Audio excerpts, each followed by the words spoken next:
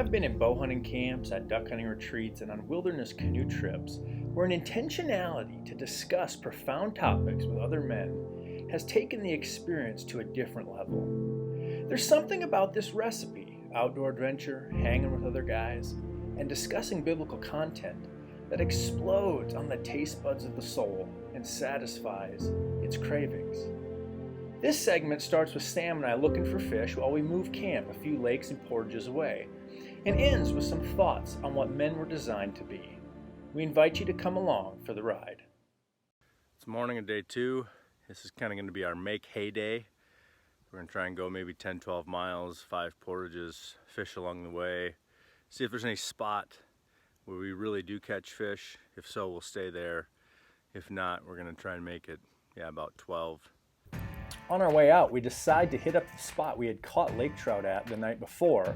I had actually caught a few, but Sam had missed a number, and so we were still looking for his first lake trout of the trip. That's one way to do it. Take a picture of it. You got it! Sam, you have your first lake trout. Oh, got off!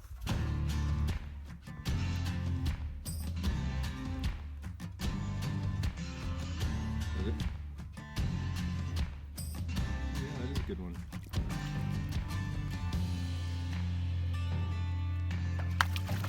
Oh yeah, that's our biggest fish so far. And he's gonna do the roll. You gotta give yourself a little more line.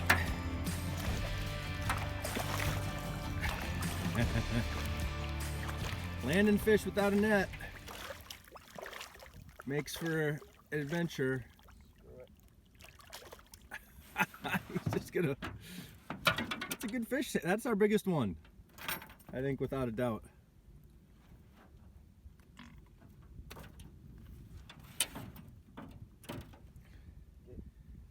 You can turn him around. Oh yeah, look at that guy.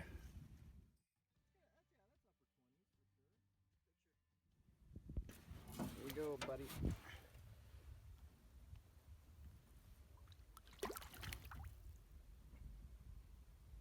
And he's off. That's healthy to me. Here's what's interesting now. I don't want to get treble hooks in my hand trying to land him, you know? Look at their little lake trout roll. Okay. First trolling fish of the trip.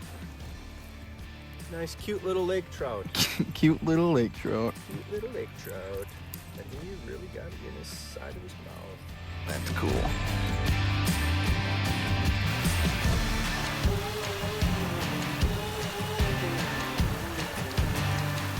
So Sam wanted to try the portage in one trip. So what we're doing is I'm bungeeing in the rods and the paddles, and then Sam is literally going to carry both packs, one on his front, one on his back. And we're going to try and do this baby all in one shot. So we'll see how that goes. Hopefully we don't die.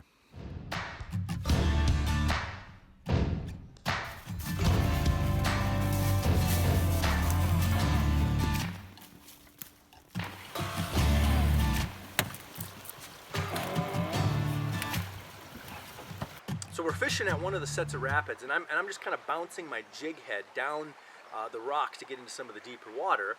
And as I'm doing that, all of a sudden I hook into something, and it starts to come up real slowly. So I'm almost certain it's a stick or a small log, and just kind of slowly coming up against the water. And pretty soon, a few feet down, I see it is a massive sturgeon. And I've hooked it on the side fin right up by its head. Okay, if you can get him to that rock, I can grab him. Okay, Brandon has a sturgeon on, hooked in the fin, not even, here's the problem. He has just a regular walleye rod and a jig head. And this is a big sturgeon. So he's gonna surface. The fish goes out into the current, and then starts to go with the current. And I'm knowing like I'm in trouble now because this thing is going to take off. We're going to have to get back in the canoe and try and pull out. Well, the line has gone and hit the side of a rock. And so if you can picture this, the line's going this way and the fish starts going this way. So now my line is rubbing on this rock underwater as he's taking off. And you can finish the rest of the story. The line breaks before we can push out and follow him and get towed around, and we lose the sturgeon. Yeah, I lost the sturgeon, quite a bit longer and bigger than this. And he went back out into the current. Sam is standing on land, and we probably should have pushed out sooner. We were thinking about doing it and followed him just to try and stay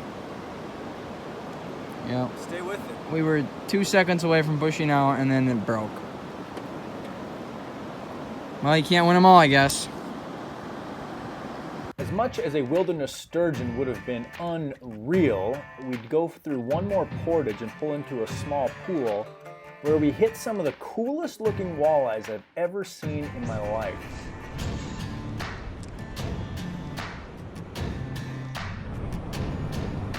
Oh, that is a good one, Sam.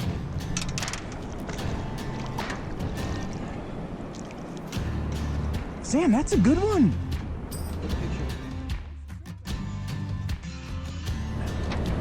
And I got a cute little guy. Dude, look at the blue on the tail. Look at that. Oh, wow. Look how blue that is.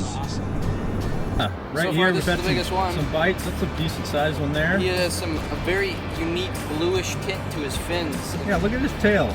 It's like I don't know bluish. if you can see, but it literally is blue. Yeah. Which is pretty cool. But we're gonna throw him back. Hopefully catch. Awesome. You know what's interesting, Sam? I've never caught a walleye here before all the other years I've been here. Dude, that fin was so blue. Got another one. They're out that way a little bit, aren't they?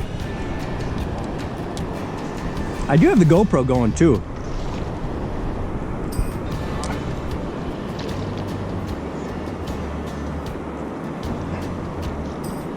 Look at that. Is that? Look at the red on the That one got blue on his tail too again? Yeah, what the heck? the camera out and film me catching one. Oh, I love it. Oh, that's a nice one. That is a nice one.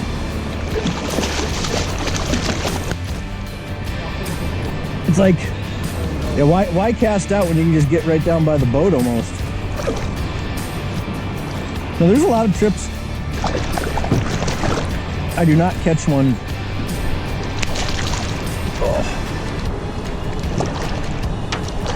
I do not catch one this big. You might need to back us up here, Sam, before we start really.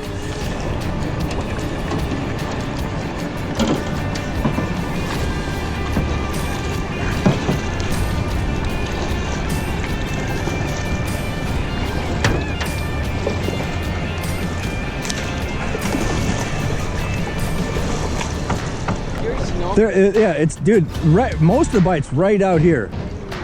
Yeah. So you wonder, how, you know, if we went up there and floated the whole thing, if they're all the way along or not. But we're gonna stay here for now. That.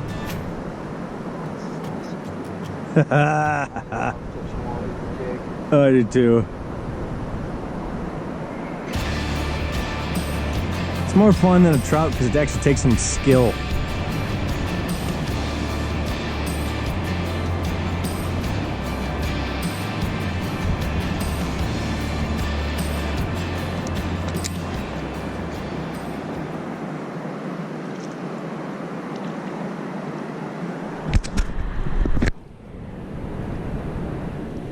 Man, we're getting these. Some of these are pretty good, man. Oh, they're great walleyes. That's a thick. That's a fatty. Look at that.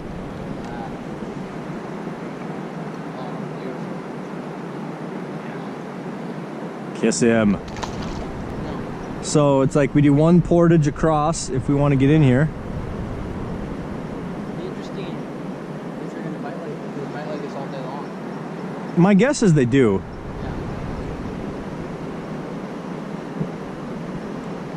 I mean, we've caught enough where sometimes, you know, when I first caught those two, sometimes that's common in these smaller things where sometimes you'll catch a couple. It's like there's a couple hungry ones, and then after that.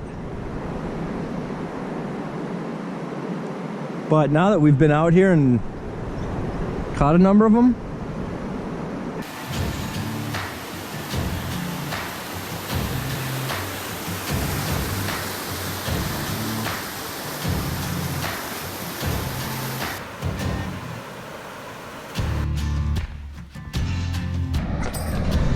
Sam just caught a lake trout.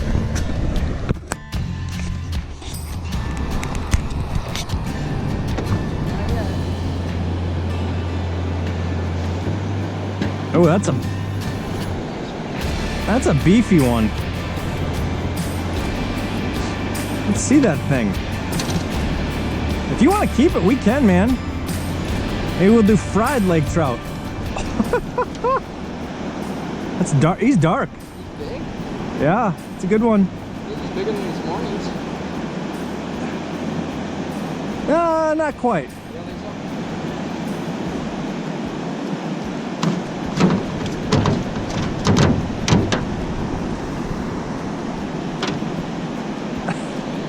so? Lake trout. What a treat. God knew we needed dinner. Dude, I say we batter and fry that thing. Yeah, I think it's gonna be good. I caught lake trout this morning, and then we caught one, me trolling, and then this one. 10 or 11 walleyes. You must have caught 6 or something. Walleyes? Yeah. Oh, yeah. I think I caught 5, so maybe you caught 7. We missed a jumbo bass. Yeah, we caught 2 bass. I caught 1 little pike. And I lost a sturgeon. So literally, We've caught everything we could really catch, other than a mussel. Yeah, So we did pretty good on our first day of real fishing. yeah. I try to always keep a line out as we paddle across these lakes because eventually something good is going to happen.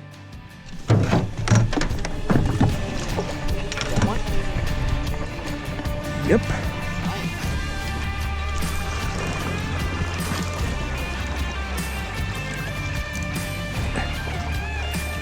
I'm gonna go after you. I'm gonna go lake trout.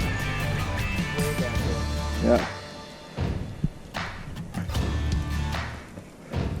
I'm gonna go lake trout, Sam.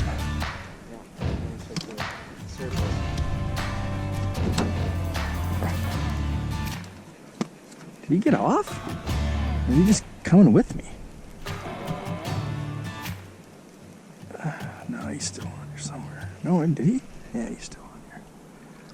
Oh, nice one. Gosh, so dark.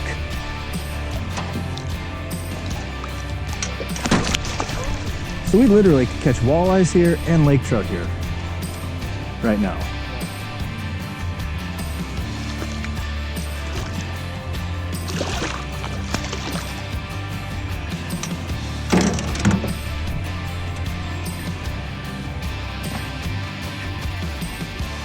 Really?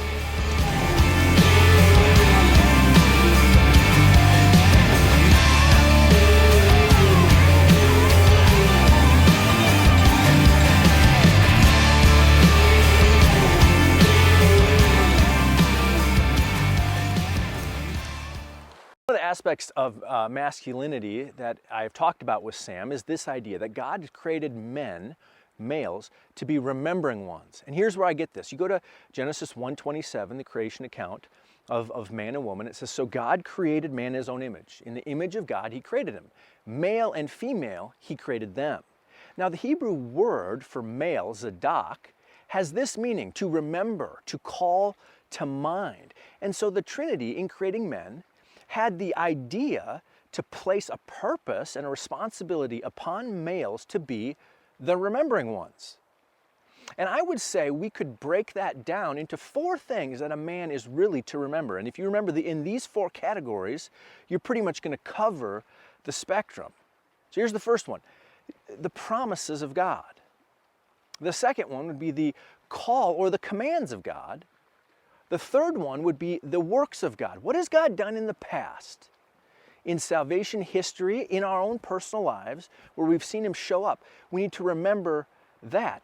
And all three of those are encapsulated or come out of the fourth category, which is the character of God. I want to walk through those four categories with Joshua in Joshua 1. In other words, how he as a man is called to be remembering one and what he needs to do. And so first we look at the promises of God. Think about this. God says to Joshua, they're on the eve of crossing into the promised land. They're going to have to go to war. And he says this, as I was with Moses, so I will be with you. Well, that's a big deal. Joshua knows how God showed up in Moses' life and what happened. He says, I will never leave you or forsake you. And he even says, I will cause you to help these people inherit the land.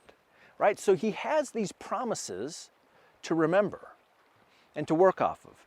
He needs to remember the call or the command of God as well. Think about this. In verse 7, it says this, only be very strong and courageous, being careful to do according to all the law that Moses my servant commanded you. Do not turn from it to the right hand or to the left, that you may have good success wherever you go. This book of the law shall not depart from your mouth, but you shall meditate on it day and night, so that you may be careful to do according to all that is written in it. For then you will make your way prosperous, and then you will have good success. So he needs to remember the call of the command to God to focus on the Word of God. And we'll get to this, how that reveals the character of God in a second.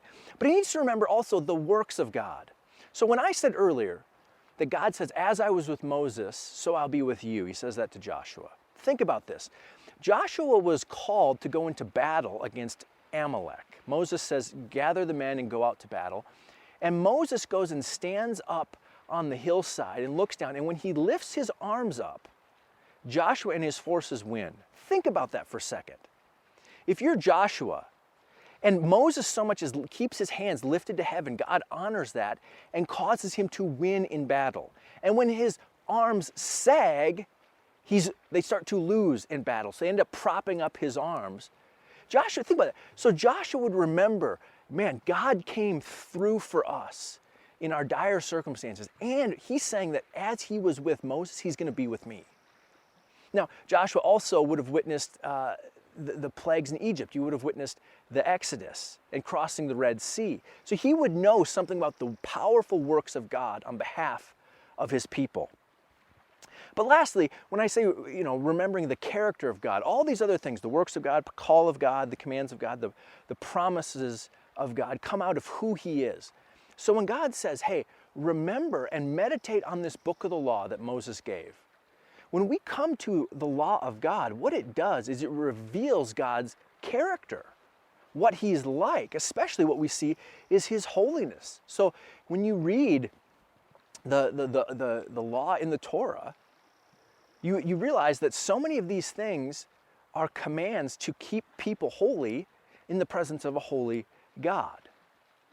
And so we learn what God is like. And so Joshua, meditating on that, would know what God was like, and that was everything.